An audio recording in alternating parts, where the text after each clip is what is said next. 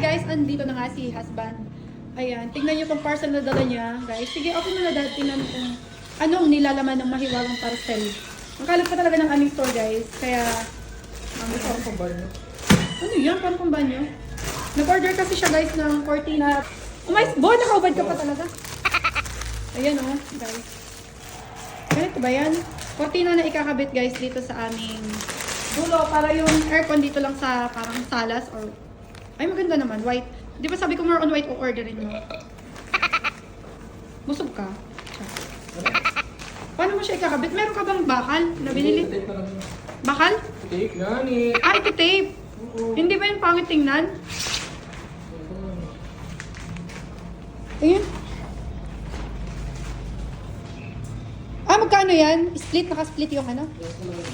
Ay, wow. Sige, tingnan mo nga. Sige, kabit mo na nga. Tingnan natin. Tapos may magneto sa gitna. Wow. Sige, go. Excited na ako, guys. Let's go. Kaya kung washing mo. Ah, okay. Let's go. Ay, ibe-velcro lang pala to, guys. Gaya ng sabi ni husband. Ikaw na talaga, dad. May mga tampas ko. May tampax pa. May previous pang tampax. Ah, sige, try natin, guys, para mas lumamig tong area. Pero itong aircon na to, guys, yung in-install namin is, ano to, 2.5 horsepower. Kaya malamig naman siya. Kaya lang, papunta pa sa kusina. Sobrang haba kasi nito, guys. Sa totoong buhay, mahabang-mahaba na tong ano namin. Ayan, maglilinis pa kami. Dami pang gagawin, guys. Tapos kapag may tripping ako, tatakbo na lang ako sa site. Kaya naka-uniform ako lagi, guys. Kasi sayang naman kapag... Grabe yung pawis mo, dad. Baka magkaubo ka. Wala kang damit dala, extra. Ayun, guys. Tingnan natin kung gagawin ni husband. So, ito, guys. Ito yung TV namin sa kwarto. Dinala muna niya dito. Para may libangan kami pag nakatambay dito. Ayan. Parang bigat ko na. Para relax. Tama ng gadget, ha. Galit ko si daddy. Ayan, guys. Sukatin na ni husband. Ayan yung velcro. Ano, didikit yan sa wall, dad? Madikit ba yan? Oh, ano ba to? Tingnan mo yung likod mo. Butog na, oh. Wow, ang galingan niyo pala yan, guys. Ayan, guys. Sana, guys, okay naman tong kalalabasan na pagdikit ni husband. Ganyan na lang daw, guys. Okay na rin po, guys. Kasi hindi naman talaga to sa amin, guys. Nararentaan lang din namin to. Pero syempre, kahit nirarentahan, iingatan natin. Kasi may kontrata to. Ayan. Idikit niya yung cortina. Ang iingay talaga nitong mga batang to. Ito, nakahubad pa. Akala mo naman macho. Ano? Tingin. Ay, wow. Okay naman pala. Tingnan natin, guys, yung length. Guys, oh, naka-ID pa ako, oh. Grabe. May magdepende ko. Okay naman? Okay, alright. Ito talaga nagdidikit ako. Sige nga. Ay, didikit din niya sa wall. Nagdidikit ako. Okay na yan.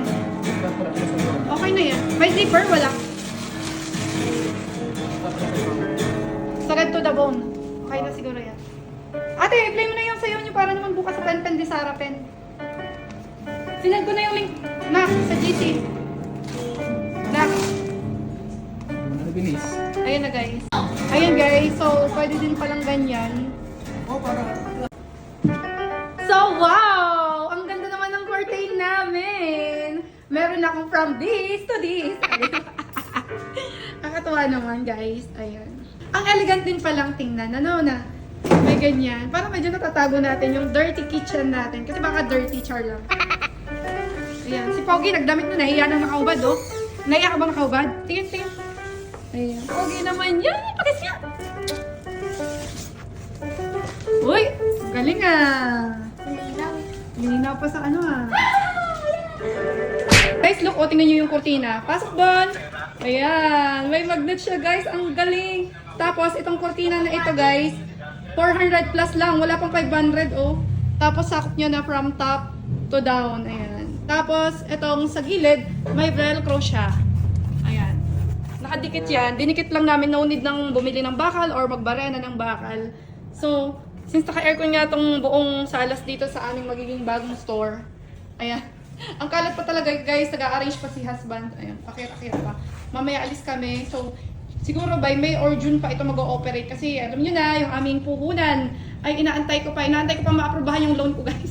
Puro utang muna tayo guys habang waiting sa mga commission, ganyan. Kasi matagal pa naman mga commission kahit nakakabenta tayo ng property. Hindi naman agad-agad nare-release ang commission. Talagang it takes time, months, bago maibigay yung commission. Minsan, after 3, 6, 1 year, depende po sa estado ng ating pagbabayad ng buyer sa equity. Ganun po yung pag-commission. Pero, maganda po ang real estate kasi alam nyo naman guys, kapag masipag ka, halimbawa, once a month may benta ka, so tuloy-tuloy din ang commission. So, mas maganda, sipagan natin kahit twice a month or once a month, may benta tayo, di ba? Blessing talaga yun. Mas malaki pa talaga guys ang kitaan sa pag-aahente kung masipag tayo, tapos sarili pa natin yung oras natin. Pero dapat, trabahuin natin para makabenta tayo. At syempre, maging transparent tayo sa lahat ng binibenta nating property, maging mabait tayo, maging approachable tayo, basta lahat na guys,